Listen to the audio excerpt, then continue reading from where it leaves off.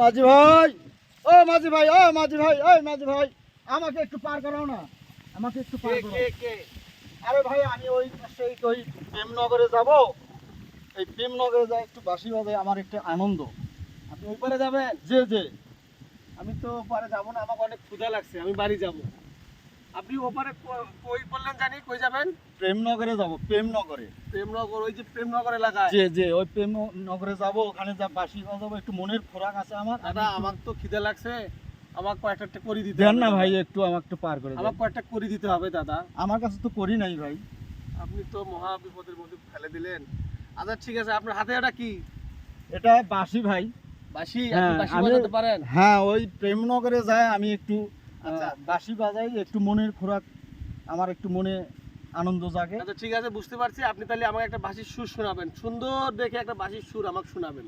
তাহলে ভাই আমাকে একটু বসতে দিয়ে ঠিক হবে। আছে, আপনি ওঠেন। পার করে দিবেন হ্যাঁ, তো? দেবো, দেবো, আসুন। ভাই পার করে দেওয়া লাগবে, হ্যাঁ, আমি দেবো, একটা দেবো। বাঁশির সুর শোনাই। আপনি হ্যাঁ, ওঠেন। তাহলে দেবেন তো না? হ্যাঁ, আপনি ওঠেন।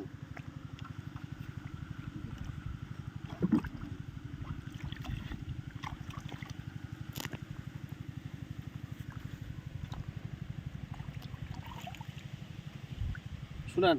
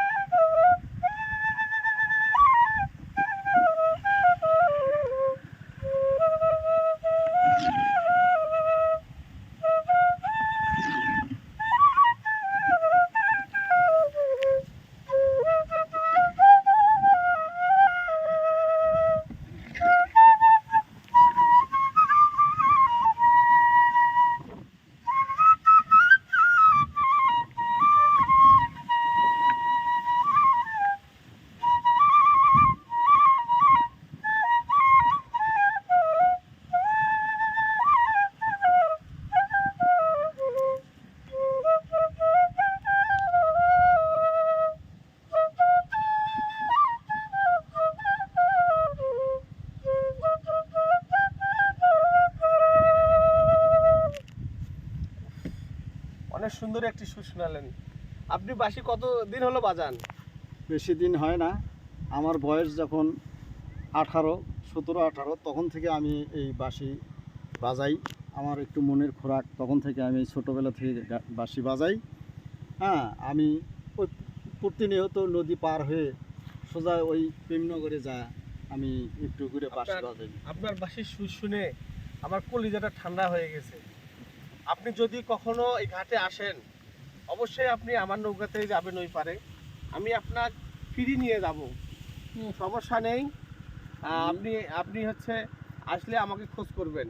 আমি হচ্ছে এখানকারই একজন মাঝি। প্রতিনিয়ত আমি এখানেই থাকি। আপনি যখন এই পাশ দিয়ে যাবেন, আমার নৌকাতে যাবেন, আপনার টাকা লাগবে না, কড়ি লাগবে না। ঠিক তাহলে আছে ভাই আরেকটা আমি পুরস্কার দিই। ঠিক আছে।